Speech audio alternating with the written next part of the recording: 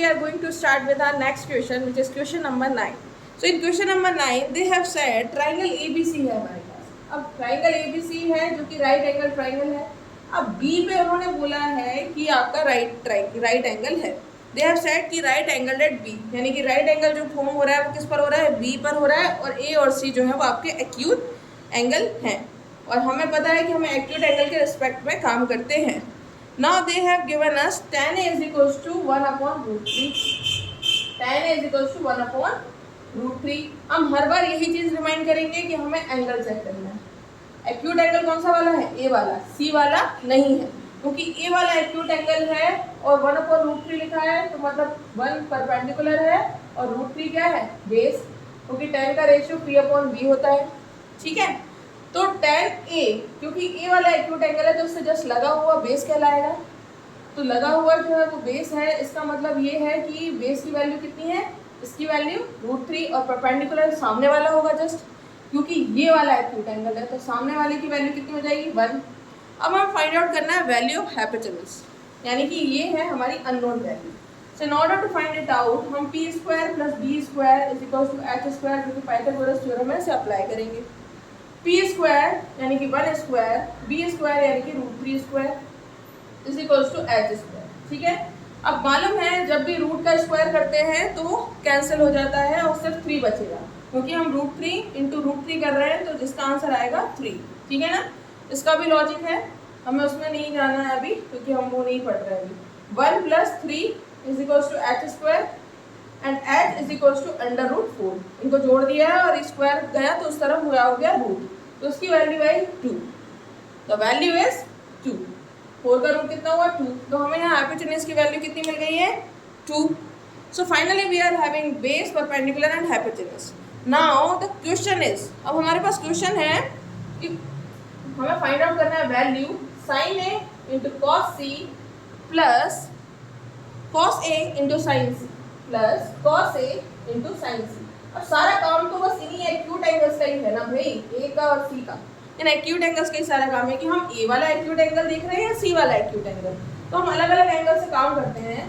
तो साइन होता है, उसका रेशियो होता है p/h, और जो हमारा कॉस होता है उसका रेशियो होता है b/h। ठीक है ना, अब एक्यूट एंगल ए के हिसाब से इनका रेशियो देखते हैं। ए के हिसाब से परपेंडिकुलर 1 है और हाइपोटेन्यूज में कोई चेंज नहीं होता, एज इट इज, और ये कॉमा लगा देती हूँ मैं। और सी के हिसाब से, यानी कि इस वाले, ये एक्यूट एंगल कौन सा है, सी, इसके हिसाब से बेस जो है वो ये है 1, बेस जो है वो क्या है 1, हाइपोटेन्यूज में कोई चेंज नहीं होता। Now come to cos. अब बीच में मैं यहाँ पर क्या लगा देती हूँ, cos A। cos A के हिसाब से b/h, और p साइन के हिसाब से क्या होगा, p/h।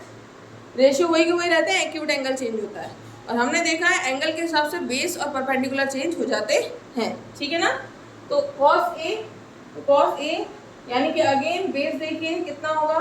अब cos A के हिसाब से, यानी कि cos A है ये, तो इसके हिसाब से अब बेस क्या होगा, √3, बेस कितना हो गया, √3, और h तो वही का वही रहने वाला है।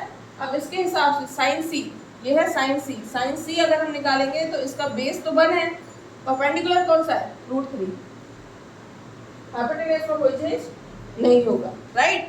तो हमारे पास अब वैल्यू आ गई है sin A cos C। अब ये कॉमा हटाकर मैं इनकी जगह पर जो जो लिखे हुए हैं सबके नीचे सबकी वैल्यूज लिखी हुई हैं। sin A और cos C के बीच में क्या लगा हुआ है, मल्टीप्लाई, तो हमने मल्टीप्लाई लगा दिया है, और बीच में क्या लगा हुआ है, प्लस, और इन दोनों के बीच में क्या लगा हुआ है, मल्टीप्लाई का साइन लगा हुआ है। Now this is 1/4 plus √3 × √3 is 3/2। LCM लेंगे तो ये हमारा आया 4, and this is what, this is 1 plus 6, this is 7/4। तो हमारे पास फाइनल आंसर जो आया वो कितना आया, 7/4। The value of this is 7/4। Let's take another one, cos A × cos C। अब हमारे पास cos A की वैल्यू है ये, और cos C की वैल्यू है 1/2, ताकि हम अपना टाइम सेव कर लें तो हम अलग से लिख लेते हैं।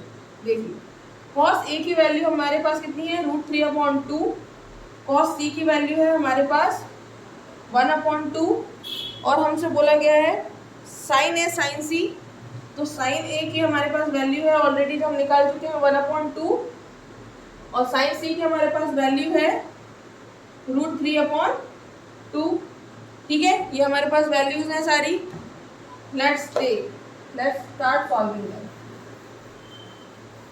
ठीक है, हमने यहाँ पे नोट डाउन कर लिया है। Now the question is cos A into cos C minus sin A into sin C। cos